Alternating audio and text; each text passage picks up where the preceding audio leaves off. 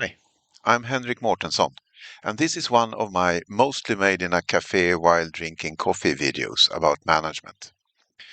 Now, I sometimes ask former clients if there is anything in particular they would like to see a video about, and this is one of those videos.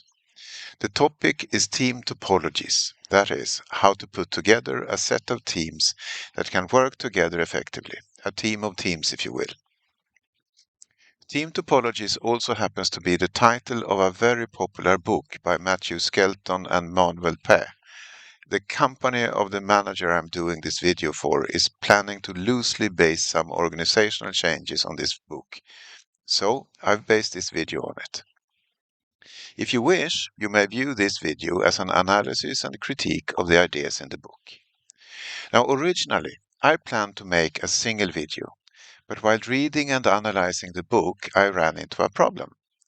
I could review what's in the book in a single video, no problem there. The snag was that the book leaves a lot of important stuff out, and it's not always easy to spot where the holes are. So I decided to expand the review and talk about some of the important related things that Team Topologies does not cover. I was worried that if I didn't, I would give the impression that restructuring teams and uh, and make the restructuring effective is easy. It's not. On the other hand, I don't want to dissuade anyone from improving the way they work either, so bear in mind that all the obstacles I talk about can be overcome. Also, you don't necessarily have all of them in your organization. It varies a lot. Before making this video, I watched about half a dozen other videos that reviewed team topologies. They all enthusiastically described what the book recommends one should do, but they all skipped something important.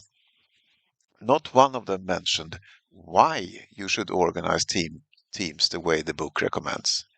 Team topologies is about reorganizing team structure and team communications. So I think it's a good thing to begin with asking why? What's the purpose of it all?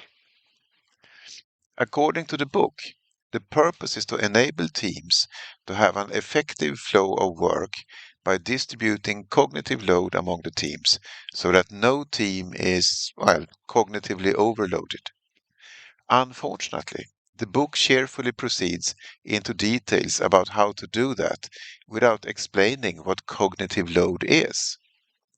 And that means if you read the book and set out to do what it recommends, you run the risk of doing a lot of stuff without understanding where you are going, or why. If you don't know that, the chances of making team topologies work are slim, unfortunately. So let's begin this with defining cognitive load so we can understand the book a bit better. Now, cognitive load is a term from psychology. It's the effort being used in working memory. Broadly speaking, there are three types of cognitive load. First, we have intrinsic cognitive load, the effort needed to deal with the inherent complexity of a topic. It's the mental effort it takes to understand and process core ideas, theories, and principles. Now, we can't reduce the intrinsic cognitive load of a task as a whole, but we can break it into smaller tasks with less load. We may also be able to substitute a simpler task that accomplishes the same goal.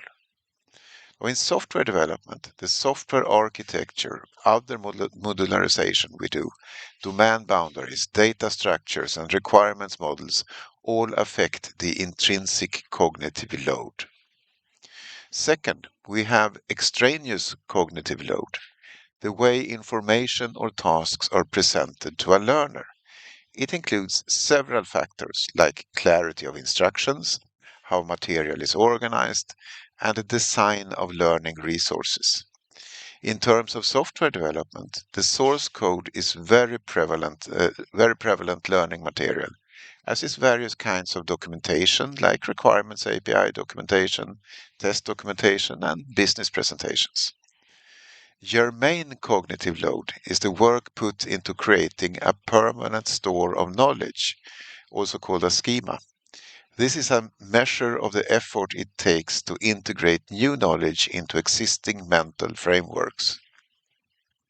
We can reduce germane cognitive load by creating connections between new knowledge and existing knowledge. We can also actively support activities that encourage critical thinking and reflection.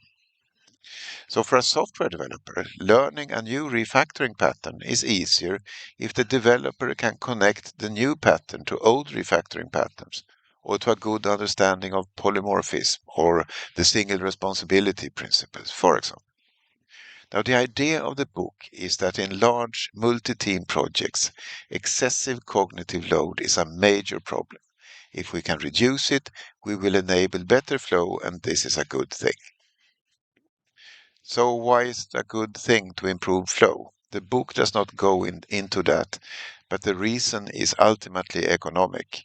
By improving flow, we can reduce delays in the development process, and that reduces cost of delay and allows us to make more money. Now, understanding cost of delay and the underlying math, that is queuing theory, will be very important if you want to implement the ideas in the book in real life. You can find more information about this in Lean. For example, in Donald Reinertsen's book Flow or in Agile Software Development. If you check out Mary and Tom Poppenjek's book Lean Software Development, which, yes, it's an book about Agile Software Development, and a very good one. A nice little side benefit that I personally care a lot about is that if we reduce the cognitive load on developers, we reduce the risk of driving them to mental breakdowns and collapse. Uh, you may want to check out the ideas about the information overload in maneuver warfare, a military strategic framework.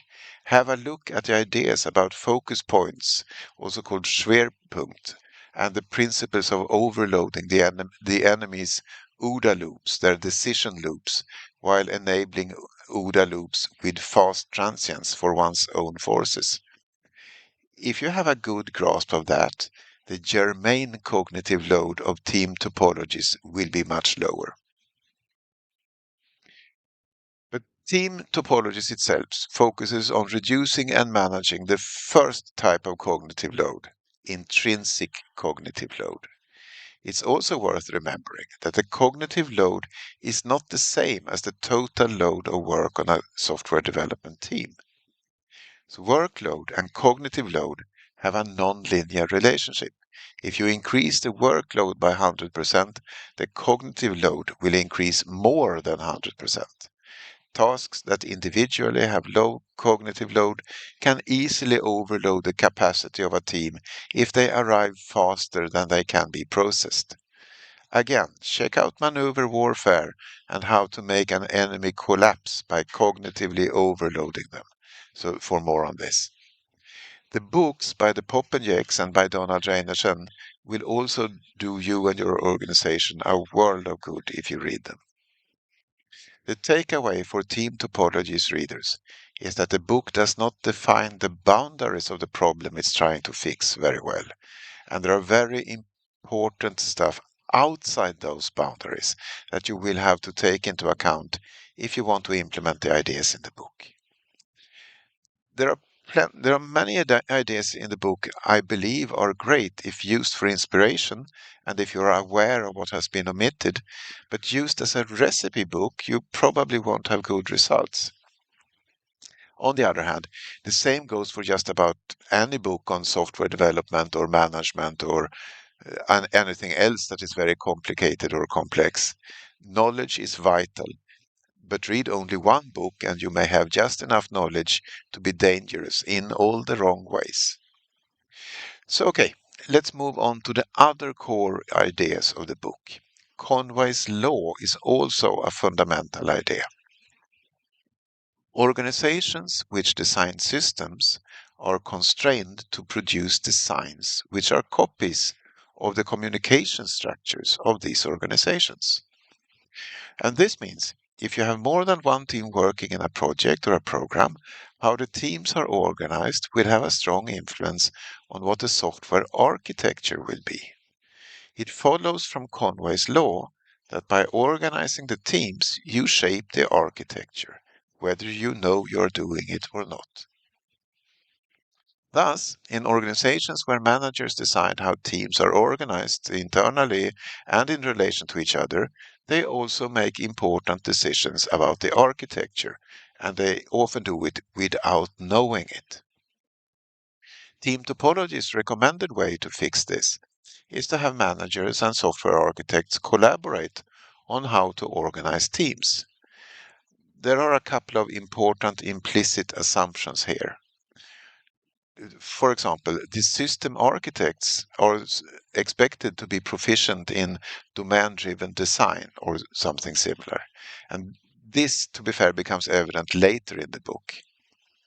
But there is also the assumption that managers understand how to organize for flow.